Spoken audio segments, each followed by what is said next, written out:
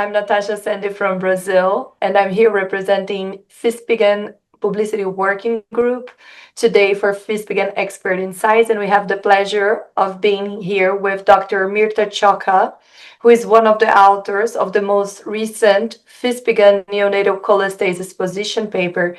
Thank you so much for joining us, Dr. Ciocca.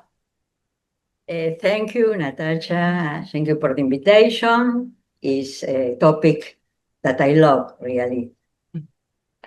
So the first question that we have for you would be, what are the main challenges in the diagnostic evaluation of infants with neonatal cholestasis in the real-world clinical practice? The diagnostic evaluations of neonatal cholestasis remain complex due to several practical and clinical barriers, which are the lack recognition of cholestasis due to the fact that many infants are not screened early with serum direct conjugated bilirubin, and jaundice is often assumed to be physiologic or related to breastfeeding, delaying appropriate workup. Heterogeneous etiology, which includes a wide spectrum of conditions such as obstructive, infectious, metabolic, genetic, making a single standardized diagnostic pathway difficult. Limited access to specialized tests. In real-world clinical practice, availability of tests such as bile acid, genetic panels, metabolic studies may be restricted or delayed. Overlap of clinical features such as conditions like biliary atresia, transient neonatal cholestasis, and genetic cholangiopathy can present similarly in early stages. The last one, variability of inexpertise. Not all centers have access to pediatric hepatologists, which can lead to inconsistent evaluation strategies.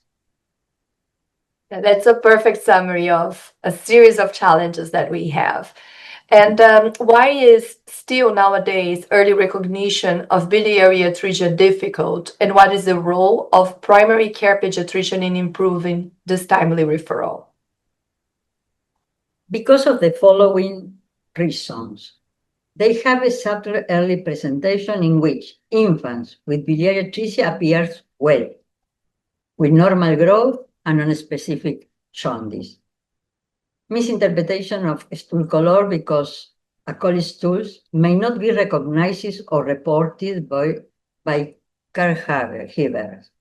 Persistence of benign jaundice means that lack of universal screening programs in many regions.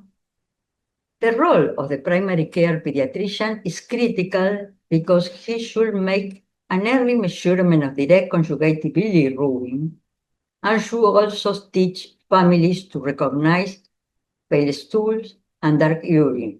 And once cholestasis is detected, he should make an immediate referral to specialized centers. It is very, very important to consider that fraction bilirubin should be performed in all infants with jaundice aged more than 2 weeks. Perfect. That was definitely a paradigm change to say that now it doesn't matter if the child is being breastfed or if it's on using infant formula, everyone should get proper initial evaluation at 2 weeks of age.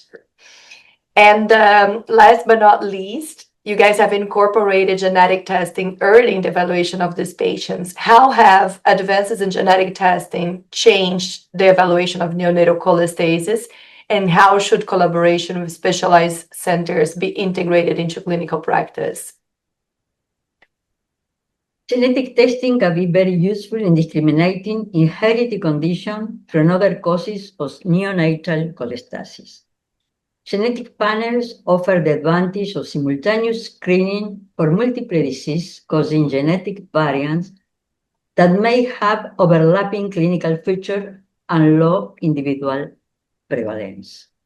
In addition, some genetic cholestatic liver diseases can be a debilitating condition that significantly impacts quality of life and can result in end-stage liver disease and need for transplantation. As such, for the prevention of disease progression, early detection for urgent management may be required before the genetic test comes through.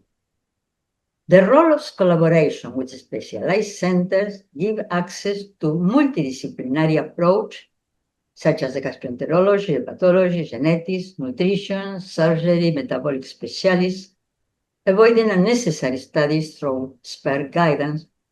Specialized centers are essential for interpreting complex genetic results and allows the access to advanced therapy and trials.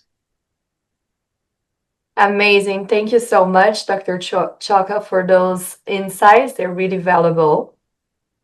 Thank you, Natascha, for all. Until next time. Yes, and thanks everyone for joining. This was FISPGHAN Expert Insights on the recent position paper of FISPGHAN for neonatal cholestasis. Please join us and follow us on social media. We are at Spotify, we are at YouTube, and also follow us on Instagram and Facebook. I'll see you guys next time.